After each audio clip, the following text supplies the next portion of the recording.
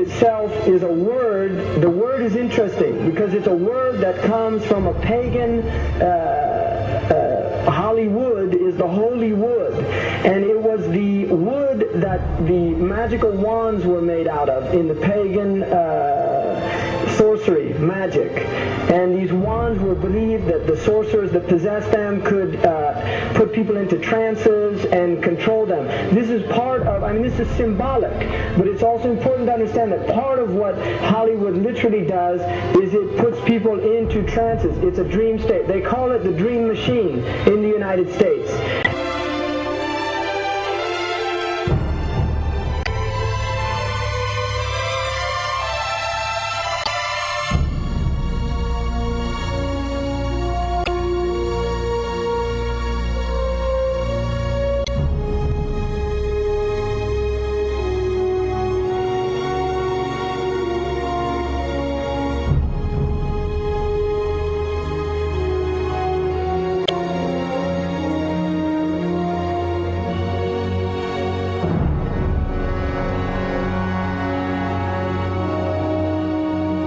Creates fantasies for people. It puts people into these things. Now, one of the things is interesting that in the part of what's done in movie theaters, in darkened rooms where people watch television, is literally a trance state that occurs through what's called suspended state of disbelief. You enter into a state, you suspend your disbelief and enter into a state whereby you begin to believe what you internally realize is imagination. It's falsehood. Films are magic. It's just magic. You go and you watch these things and people get caught up in them. People cry during films, all this catharsis that takes place in these things.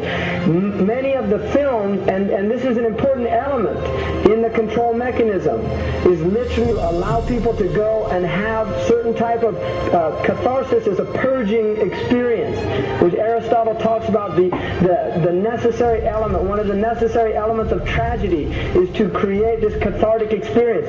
And this is why a lot of the films, especially also news and things like this is why news is very important in this culture. Everybody watches the news. They have this tragic, cathartic experience of watching the tragedies of others and then feeling safe and complacent in their own experience of this suspended state of illusory well-being. So these are very intricate and sophisticated methods. Now, I think it's dangerous, although there are elements, there's concerted efforts that take place, there's also a lot of people that have similar worldviews that aren't necessarily working together in concerted efforts.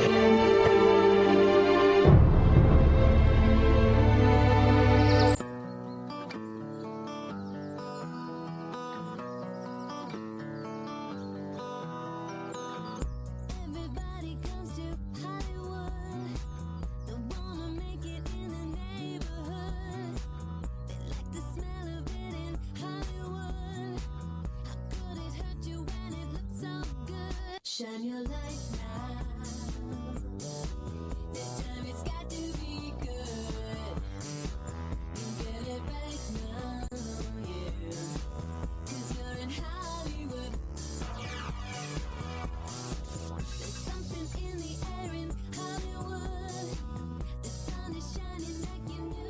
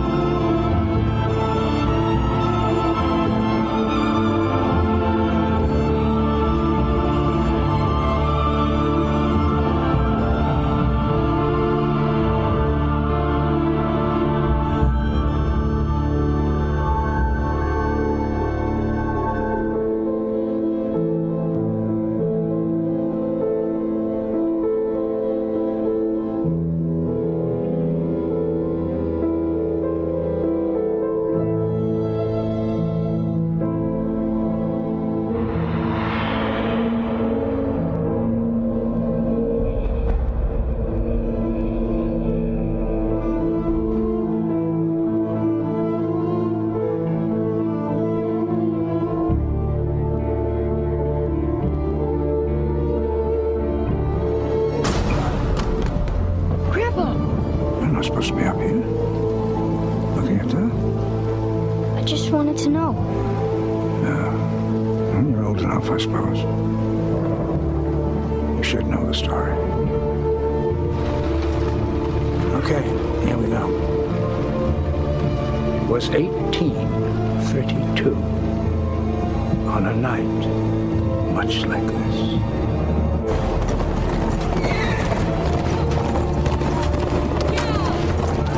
Charles Carroll was the last surviving signer of the Declaration of Independence. He was also a member of a secret society known as the Masons, and he knew he was dying.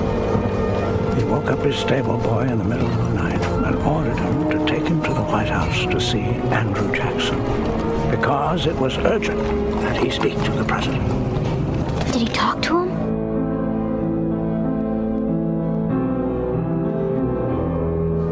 No, he never got the chance. The president wasn't there that night. But Charles Carroll had a secret. So he took into his confidence the one person he could. My grandfather's grandfather, Thomas Gates. What was his secret? A treasure. A treasure beyond all imagining.